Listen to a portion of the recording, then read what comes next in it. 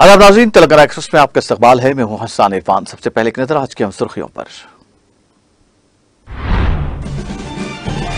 UP के साबिक वज़ीर आला अखिलेश यादव ने वज़ीर आला केसीआर से की मुलाकात। दोनों रहनुमाओं ने मुल्क की मौजूदा सियासी सूरत हाल पर किया तबादला ख्याल। बीजेपी को इख्तिदार से बेदखल करना है सबका मकसद। हैदराबाद के बेगमपेट एयरपोर्ट पर अखिलेश यादव का मीडिया से खिताब। हैदराबाद दीगर शहरों के मुकाबले तेजी के साथ कर रहा है तरक्की। Microchip semi conductor design development centre की इफ्तिताही तकरीब से केटीआर का खिताब। माह मुहर्रम के मौके पर बेहतर से बेहतर इंतजामात को बनाया जाएगा यकीनी। आला सतही इजलास में वुज़रा मोहम्मद महमूद अली और कुपलाईश्वर ने लिया जायजा। मुख्तलिफ तजावीज पर भी किया गया गौर।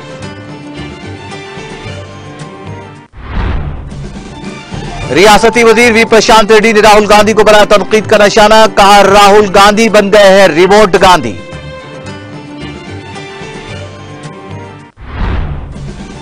इलेक्शन कमीशन ने इंतखाबी अमल में शफाफियत बढ़ाने के लिए पोर्टल का किया आगाज। सियासी जमातों को पोर्टल पर माली तफसीलात ऑनलाइन दर्ज करने की दी सहूलत।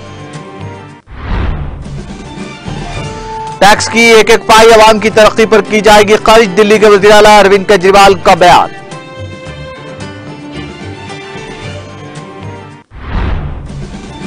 और एनसीपी को दोबारा बनाने शरद पवार का आज़्म। पुणे से कराड के दरमियान हामियों ने किया पुरजोश इस्तकबाल।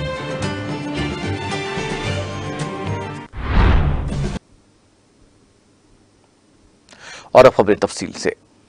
उत्तर प्रदेश के साबिक वज़ीर आला अखिलेश यादव ने प्रगति भवन पहुंचकर वज़ीर आला तेलंगाना के चंद्रशेखर राव से मुलाकात की। इस दौरान वज़ीर आला केसीआर प्रगति भवन पहुंचने वाले अखिलेश यादव का पुरतपाक इस्तकबाल किया। इस मौके पर दोनों रहनुमाओं ने मुल्क की मौजूदा सियासी सूरत हाल पर तबादला ख्याल किया। कबल अज़ीं रियासती वज़रा टी श्रीनिवास यादव, वी प्रशांत रेड्डी और रुकन कानून साज काउंसिल पल्ला राजेश्वर रेड्डी ने बेगमपेट एयरपोर्ट पर अखिलेश यादव का पुरतपाक इस्तकबाल किया, जो खुसूसी तैयारी के जरिए बेगमपेट एयरपोर्ट पर पहुंचे। एयरपोर्ट से अखिलेश यादव सीधे प्रगति भवन पहुंचे, जहां उन्होंने सबसे पहले वज़ीर आला केसीआर की शॉल पुशी की और फिर बादशाह वज़ीर आला केसीआर ने अखिलेश यादव को गुलदस्ता पेश करते हुए उनकी शॉल पुशी की और उनका इस्तकबाल किया।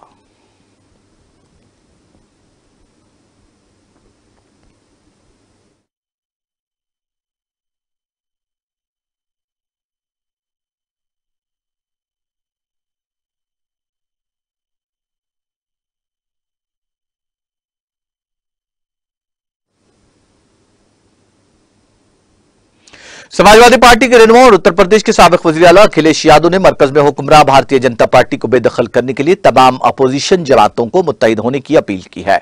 अखिलेश यादव जो वज़ीर आला तेलंगाना के चंद्रशेखर राव से मुलाकात के लिए हैदराबाद पहुंचे थे। बेगमपेट एयरपोर्ट पर वज़ीर अफजाइश भविष्यान तलसानी श्रीनिवास यादव, वज़ीर इमारत शुआरा विमला प्रशांत रेड्डी और दूसरों ने उनका इस्तकबाल किया। इस मौके पर अखिलेश यादव ने बेगमपेट एयरपोर्ट पर मीडिया से बात की। अखिलेश यादव ने जोर देकर कहा कि अपोजिशन का निशाना भारतीय जनता पार्टी को बेदखल करना है। उन्होंने बीजेपी को इख्तिदार से बर्खास्त करने अपोजिशन के इत्तेहाद पर जोर दिया। उन्होंने कहा कि बीजेपी के मुखालिफिन को मुत्तहिद करने की जरूरत है। उन्होंने कहा कि वो केसीआर से अपोजिशन की जद्दोजहद पर तबादला ख्याल करने आए हैं। उन्होंने वाज़ेह किया कि सबका मकसद बीजेपी को इख्तिदार से हटाना है। अखिलेश ने इंकशाफ किया कि वो केसीआर से मुलाकात के बाद हर चीज पर बात करेंगे। उन्होंने कहा कि उनके दौरे का मकसद इस मामले पर वज़ीर आला केसीआर से तबादला ख्याल करना है।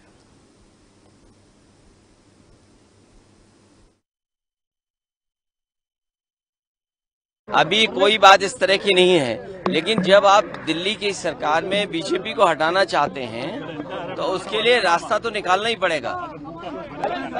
अरे बीजेपी को हटाने के लिए सभी का लक्ष्य है, चाहे वो कांग्रेस हो, समाजवादी पार्टी हो, अन्य दल हो। अभी मुलाकात के बाद ही पता लगेगा, लेकिन जितने भी दल हैं हम सब दल मिलकर के कोशिश यही कर रहे हैं कि बीजेपी देश से हटे। बीजेपी का हटना देश के हित में, संविधान को बचाने के लिए। ओम प्रकाश राजभर का कहना है कि 40 समाजवादी पार्टी के नेता उनसे मिलके करके उनका कहना है सर, उनके बारे में। जो जिससे मिलते हैं उनसे कहो वो ले जाए, हमारे जिनसे वो मिलते हैं उनसे कह दो कि ले जाए। कांग्रेस राहुल गांधी भी आए थे ना सर, राहुल गांधी भी आके। देखिए वो तो सब लोग आएंगे, बीजेपी को हटाना कौन नहीं चाहता है। और जो बीजेपी को हटाना चाहते हैं उन्हें कम से कम उन दलों को साथ आना चाहिए जो बीजेपी से लड़ रहे हैं। बीजेपी का जो मुकाबला कर रहे हैं उनको सबको साथ लाने का ही कोशिश लगातार रही है और होती रहेगी। कितने दिन के दौरान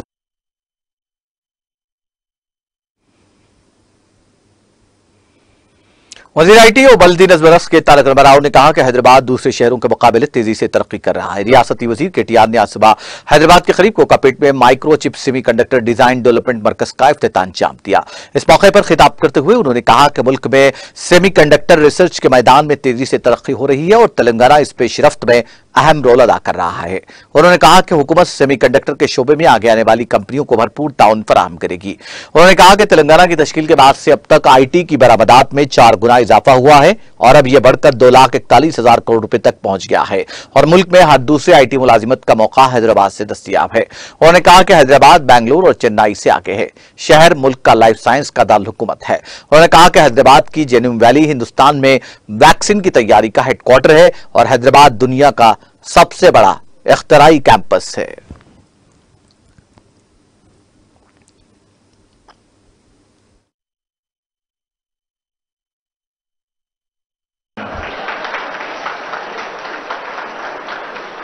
In fact, last 2 years in a row, because we are all, most of us are all Hyderabadis and we take a lot of pride in the way the city is shaping up.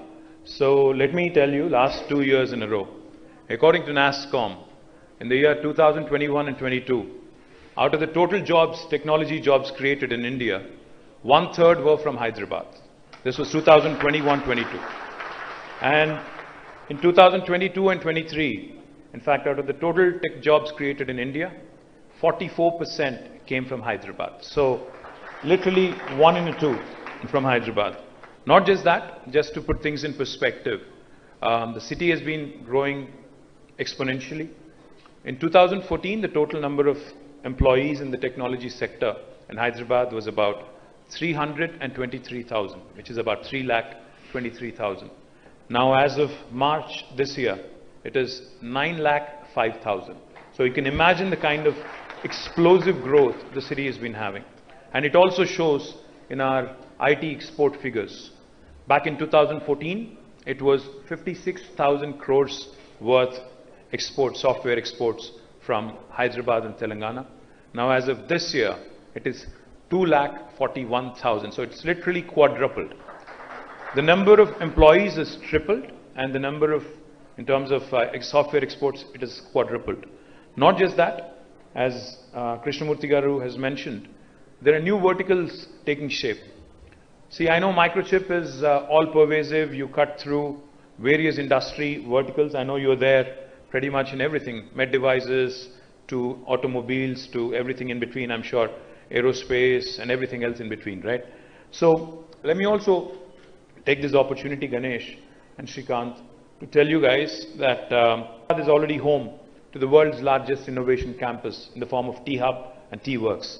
We focus on tech innovation, we focus on prototyping. We're also now looking at ensuring that we get more and more support in this fabulous space. As Krishnamurthy Garu has pointed out, you need a strong workforce and think force.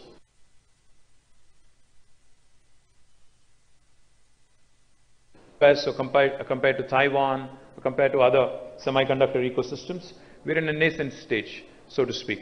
But I believe the future is for India to really take the pole position in the next decade or so. And I do believe that Hyderabad will have a very important role. So all in all, Ganesh, firstly compliments on this wonderful facility.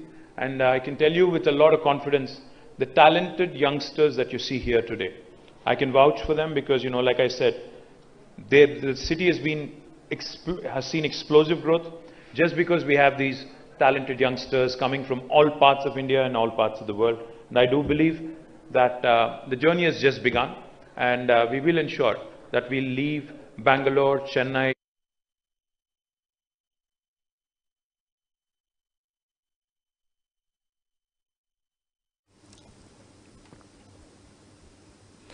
माह मुहर्रम के पेश नजर हुकूमत तेलंगाना की जानिब से इंतजामात का जायजा लेने के लिए एक आला सतह इजलास मुनक्किद किया गया। वजीर दाखिला मोहम्मद महमूद अली और वजीर अखिलती उमूर कुपुला ईश्वर, मजलिसी अरकान असम्बली अहमद पाशा कादरी, मुअज्जम खान, अरकान कौंसल रियाजुल हसन आफंदी, बिरजार अहमद बेग, सरनशीन वक्फ बोर्ड मोहम्मद मसीउल्लाह खान, चेयरमैन उर्दू अकादमी ख्वाजा मुजीबुद्दीन, मौलाना निसार हुसैन हैदर आगा, मौलाना वहीदुद्दीन, हामिद हुसैन जाफरी, हुकूमत तेलंगाना के अखिलती उमूर के मुशीर के Khan, secretary minority welfare Ahmed Nadeem, commissioner police C B Anand और मुख्तलिफ महकमाजात के कायदीन और दीगर मौजूद थे।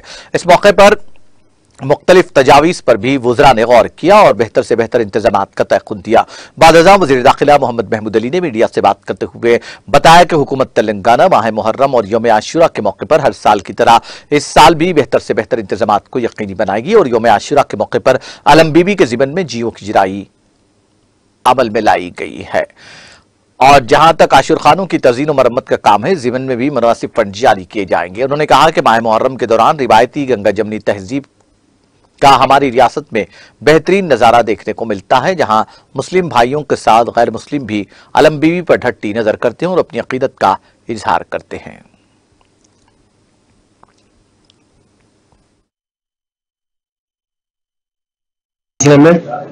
मीटिंग बुलाई गई थी जिसमें हम तमाम चेयरमैन और खासतौर से हमारे जो माइनॉरिटी मिनिस्टर कपुला ईश्वर साहब और जो है माइनॉरिटी सेक्रेटरी साहब, सीएम एडवाइजर ए के खान साहब और बहुत से लोग शरीक रहे और जो हमारे एमएलए से मैम के एमएलए भी मौजूद थे और शिया कमेटी के बहुत से हजरात भी थे। BKLM के बारे में और दिन के इंतजाम के बारे में डिटेल डिस्कशन हुआ और मुत्तफिका तरीके से जो जो ज़रूरत है, जहाँ जहाँ आशुर खानों की मदद करने की ज़रूरत है, वहाँ आशुर खानों के रिपेयर के लिए डिटेल हमारे वक्फ बोर्ड के चेयरमैन साहब ने भी बताया कि हम इतने आशुर खानों को रिपेयर किए हैं। कुछ लोगों ने कहा कि डिस्ट्रिक्टों में भी जो आशुर खान है उसके रिपेयरिंग के लिए, तो मैं उनसे वायदा किया हो कि हमारे कर्नाटक से हम हिदायत देंगे जहाँ जहाँ डिस्ट्रिक्ट में आशुर खाने हैं और जरूर उसे रिपेयर किया जाएगा।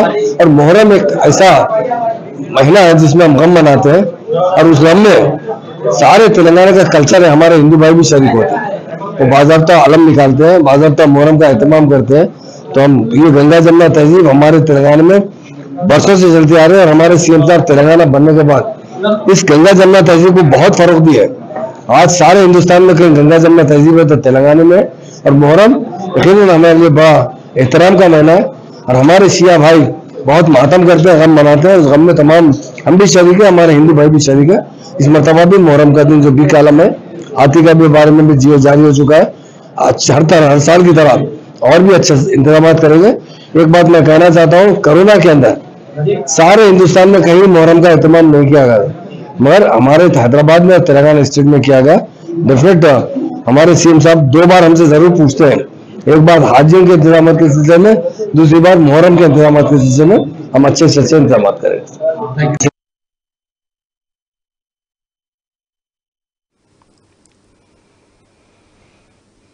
जिले जनगांव के हल्का असेंबली पालाकुर्ती के रुकने और रियासती वजीर देही तरक्की एराबली दयाकर राव की 62वीं सालगिरह के ज़िमन में रियासती वजीर बल्दी नज़्म-ओ-नस्क और भारत राष्ट्रीय समिति के कारगुजार सदर KT रामाराव ने उनकी शौरपुशी करते हुए मुबारकबाद दी और सेहतमंदी और दराजी उम्र के लिए नेक ख्वाहिशात का इजहार किया। इस मौके पर रियासती वज़रा मल्ला रेड्डी, सबिता इंद्रा रेड्डी, चीफ सेक्रेटरी शांति कुमारी, रुकन असेंबली भोपालापल्ली जी वेंकटरमण रेड्डी के अलावा दूसरे ओहदेदार, जिले जनगांव के कायदीन, मकामी प्रिंसिपल करस्पॉन्डेंट अबू मोहम्मद मोइन अत्तर उस्मानी और दूसरे मुतालिका ओहदेदार मौजूद थे।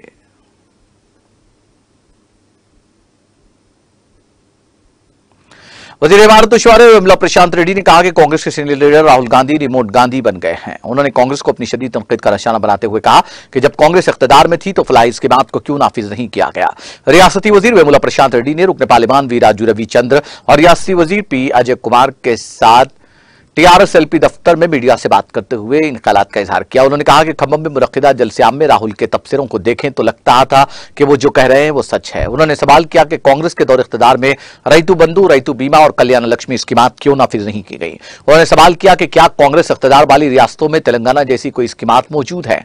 उन्होंने कहा कि छत्तीसगढ़ में ओल्ड एज पेंशन 500 रुपए, राजस्थान में 750 रुपए और तेलंगाना में माजूरों को 4000 रुपए दी जाती है। उन्होंने कहा कि अवाम मुल्क भर में वजीर आला KCR की क़ियादत चाहते हैं। उन्होंने कहा कि BRS पार्टी मुल्क में तब्दीली के लिए आई है। उन्होंने वाजे किया कि उनमें से किसी के लिए कोई A टीम या B टीम नहीं है। उन्होंने तनकीद की कि कांग्रेस पार्टी A टीम और B टीम में तब्दील हो रही है।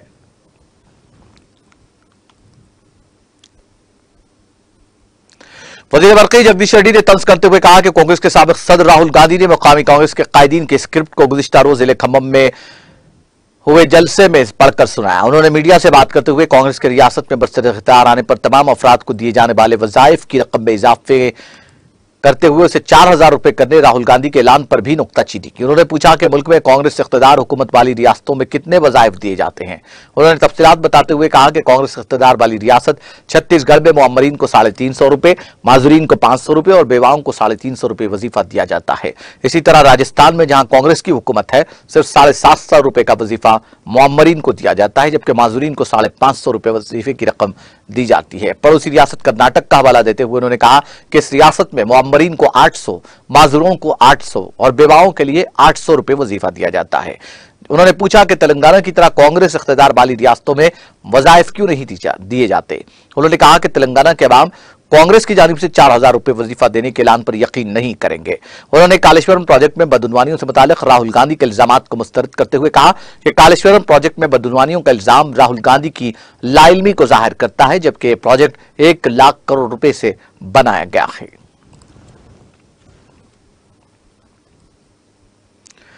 रुकन असेंबली आश्वरावपेट एम नागेश्वर राव ने भद्राद्री कोत्तागुड़म जिले के आश्वरावपेट मंडल का दौरा करते हुए फाजिल अर्जियात के 472 इस्तिफादा कुनिंदगान में पट्टा पासबुक्स तकसीम किए। इस दौरान रुकन असेंबली नागेश्वर राव ने आश्वरावपेट मंडल के वेदांतपुरम में 82, ओतलापल्ली में 233, केस्पागुड़म में 157 फाजिल अर्जियात के पट्टा पासबुक्स तकसीम किए। इस मौके पर सबने मसरत का इजहार करते हुए अपनी पासबुकें हासिल किए। इसके अलावा इस खुसूस में मसरत का इजहार करते हुए रुकन असेंबली नागेश्वर राव की मौजूदगी में खवातीन की जानिब से वज़ीर आला KCR के पोर्ट्रेट को दूध से नहलाया गया। इस मौके पर खिताब करते हुए रुकन असेंबली नागेश्वर राव ने कहा कि वज़ीर आला KCR ने अपना वादा पूरा किया है। इस प्रोग्राम में MPP, ZPTC, मंडल BRS पार्टी सुदूर, जनरल सेक्रेटरी, MPTC, सरपंच, मंडल कायदीन, वार्ड मेंबरान, कायदीन और कारकुनों ने शिरकत की।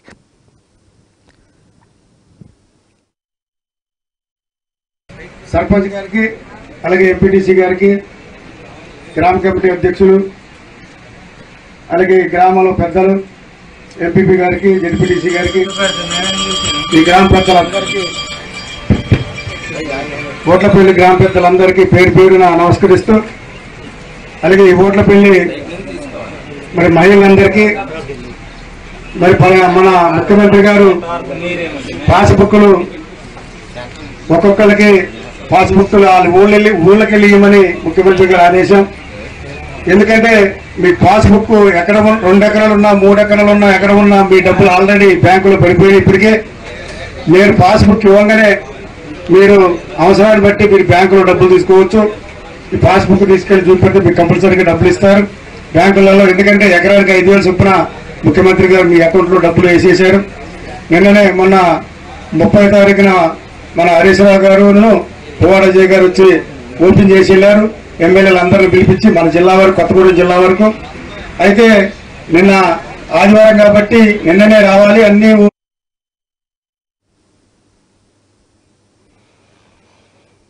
जिले रंगारेड्डी के राजेनगर पुलिस स्टेशन के हदूद में एक नौजवान को बेदर्दी के साथ कत्ल करने की वारदात पेश आई। बताया जाता है कि राजेनगर पुलिस हदूद में वाकई गोल्डन लाइट्स में आदम नामी नौजवान का ताक़ुब करते हुए उसे पत्थरों से हमला करके बेदर्दी के साथ कत्ल कर दिया गया। मुकामी अवाम की इत्तला के साथ ही पुलिस ने मुकामी वारदात पहुंचकर मुआयना किया। पुलिस ने मकतूल की MM पहाड़ी के रहने वाले आदम की हैसियत से शनाख्त कर ली। राजेनगर पुलिस ने इस सिलसिले में एक मुकदमा दर्ज करते हुए तहक़ीक़ात का आगाज कर दिया।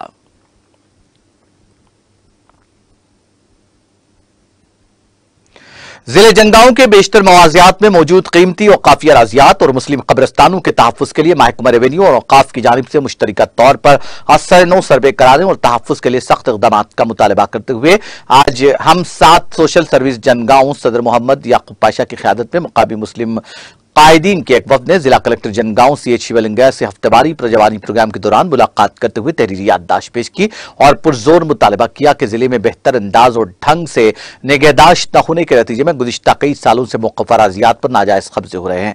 इस ज़िमन में जिले के अवाम मुसलमानों में गहरी तशवीश पाई जाती है, जिसको दूर करने के लिए फौरी ज़रूरी इक़दामात नागुज़री है। नुमाइंदा वफ़द ने मौक़ूफ़ अराज़ियात के तहफ़्फ़ुज़ के लिए रेवेन्यू और वक्फ़ बोर्ड हुक्काम की जानिब से मुश्तरका तौर पर सर्वे का आगाज़ करने का भी मुतालबा किया। इस मौके पर जिला कलेक्टर ने तहरीरी नुमाइंदगी पर मुनासिब इक़दामात का वादा किया। आंध्र प्रदेश के जिले अनंतपुर के तालीपत्री में एक इंस्पेक्टर की मुश्तबा मौत का वाकया पेश आया। इस पुलिस औहदेदार की शिनाख्त तालीपत्री टाउन सर्कल इंस्पेक्टर आनंद राव के तौर पर की गई है।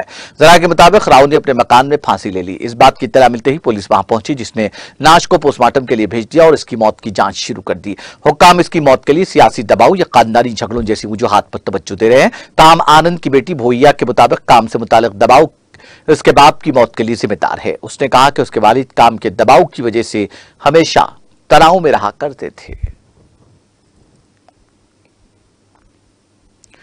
तेलंगाना एक्सप्रेस में वक्त ब्रेक था। ब्रेक के बाद भी खबरों का सिलसिला जारी रहेगा।